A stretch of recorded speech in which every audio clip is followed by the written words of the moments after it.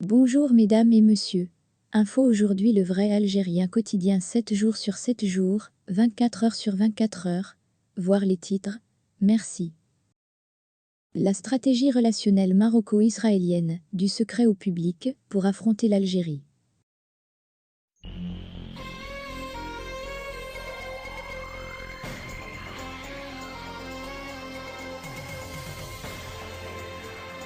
L'histoire, il y a des personnes qui l'écrivent tandis qu'il y a d'autres qui la vivent de la mauvaise façon ou de la manière la plus belle.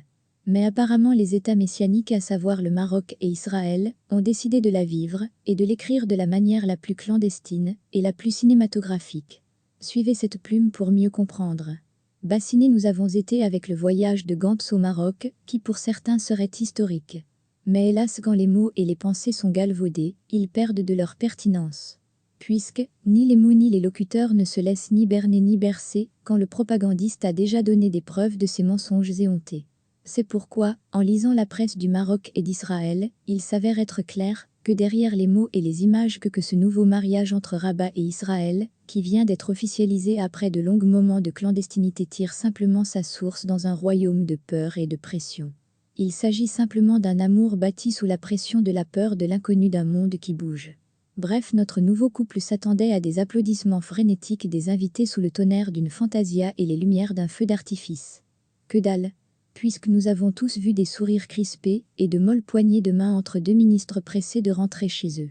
La presse israélienne a rejeté l'événement en milieu de page et mettait en gros titre et en première page la fureur du Gotha politique contre la reprise des pourparlers irano-américains à Vienne.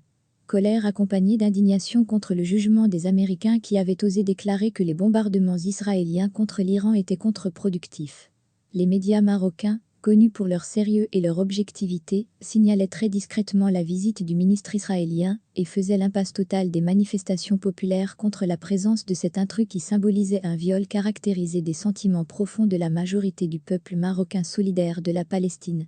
En clair, ce que nous dit cette visite sur les relations entre le Maroc et Israël, ce n'est pas tant leur nature, mais le pourquoi de leur officialisation et le moment choisi pour le faire.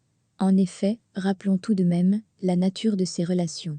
Elles s'inscrivent dans la logique d'une monarchie anachronique qui se maintient contre vent et marée au pouvoir à une époque qui n'accepte plus de pouvoir de droit divin. Ce genre de pouvoir a été enterré ailleurs, et on sait pourquoi. Un pouvoir qui se maintient de la sorte le fait évidemment contre le peuple, mais révèle aussi son indigence intellectuelle et idéologique, indigence qui lui fait creuser sa propre tombe. Cette indigence lui a fait faire des calculs et des analyses médiocres en considérant qu'il faut s'allier au plus puissant du moment pour sauver son trône. Cette erreur a été faite par les monarchies du Moyen-Orient, qui ont ignoré les vents qui ont engendré la nada et, cerise sur la gâteau, ont trahi la Palestine en 1948, lors de la création d'Israël. Résultat des courses, les monarchies égyptiennes, 1956, et irakiennes, 1958, furent balayées. Aujourd'hui, ces mêmes monarchies se bousculent au portillon pour faire la paix avec Israël, un pays qui passe pour puissant, donc leur sauveur. C'est cette même indigence politique qui les fait opter pour la posture de la collaboration pour sauver leur trône. Contre qui ? Contre leur peuple et contre l'Iran, sous le prétexte fallacieux de la religion, pour masquer leur impuissance à se défendre, et donc à se vendre à ceux qui peuvent assurer leur sécurité. Mieux, certains d'entre eux commencent à comprendre que mettre leurs œufs dans un même panier n'est pas efficace. Ils ont donc pris le chemin de Damas, pour aller plus vite. Apparemment, ces monarques éclairés viennent de comprendre que l'illusion qui fait croire que la force, tout le temps, et en tout lieu, est gage de réussite, et donc de protection, n'est pas le meilleur des rêves. Ils viennent de comprendre également que la première puissance du monde a fui l'Afghanistan, comme hier au Vietnam devant des soldats chaussés de sandales Ho Chi Minh. Il leur faut chercher d'autres alliances, à l'exemple d'Israël, qui multiplie la conquête des cœurs des monarques à défaut de berner l'esprit des peuples qui ont une conscience plus aiguë de leur histoire que les charlatans de la littérature de l'estomac qui font le pèlerinage du mur des laments. Oui, Israël, incapable de desserrer son encerclement dans son environnement immédiat, tente de fabriquer des alliances avec des pays qui craignent leur peuple. Il l'a fait hier, avec des pays du Golfe, et aujourd'hui avec le Maroc. Mais le cadeau américain, qui est un renfort à la politique de ces deux États, exige un salaire. Et ce salaire va être fructifié dans une région où les trois larrons trouvent leur compte. Le roi du Maroc pense qu'une parole émise par quelqu'un parlant de Sahara marocain est une marque du réel. Comme il n'est pas tout à fait sûr de son ex-ami, alors il a fait appel à un nouvel ami, Israël, dont il partage une vision des choses où le vol, les murs et le bâton constituent le décor de leur univers. D'autant que ce nouvel ami a l'expérience et l'expertise pour défendre les biens volés. Quant à ce nouvel ami, introduit dans une région carrefour de la vieille Europe, qui a encore de beaux restes, et une Afrique dont les potentialités du sous-sol aiguisent tant de convoitises, la paix avec le Maroc est une aubaine, une occasion à ne pas rater. La paix de ce nouvel ami ne lui coûtera que quelques drones et des experts pour les faire fonctionner. Ceux qui ont créé Israël oublient que cette région n'est pas à vendre, ni facilement mangeable, comme la Palestine en 1948, esselée, et certains ont regretté de ne pas avoir écouté le père du sionisme. Devant les postures et les convoitises de ces deux obligés, l'oncle Sam laisse faire, et l'encourage même.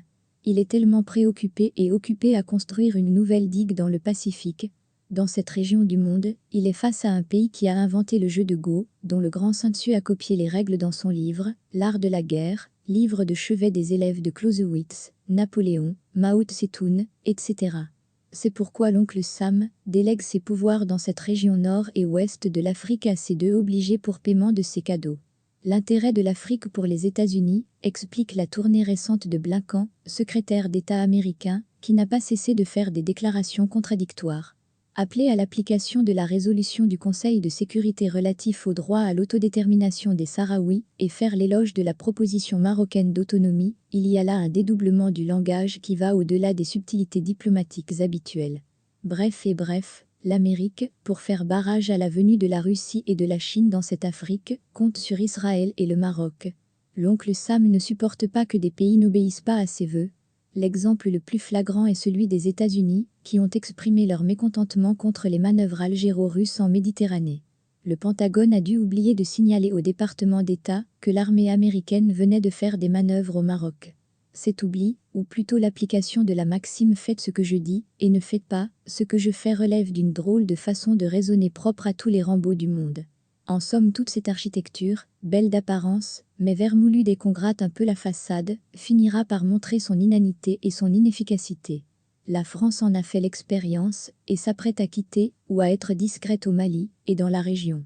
Elle a tenté de se faire aider par l'Algérie, elle a frappé à la mauvaise porte. Elle se retourne désormais vers le Maroc, mais celui-ci, enclavé du Mali et autres Niger, mais surtout harcelé par le Polisario qui va finir par l'épuiser, n'est donc pas le bon pompier pour éteindre le feu. Quant à Israël, vouloir s'installer aux portes de l'Algérie et de l'Espagne, deux pays qui ont les moyens de refroidir ses ardeurs comme le font en ce moment de simples organisations terroristes, Hamas et Hezbollah, sans compter la Syrie et l'Iran qui, sans avoir encore tiré un coup de feu, lui donnent des cauchemars. Mais avant de terminer, que cette plume avoue ne pas vraiment comprendre la nourriture terrestre qui alimente leurs esprits. Se donner le droit de tout faire, et de donner des leçons aux autres sans, à aucun moment, penser que l'absence de cette intelligence historique est à l'origine de leur stupidité et de leur arrogance. Et c'est cette intelligence historique qui s'exprime et qui va s'accentuer à travers le Polisario qui a le droit et la force de la faire parvenir aux agités de tout poil, pour qu'ils retrouvent leurs esprits et comprennent que le monde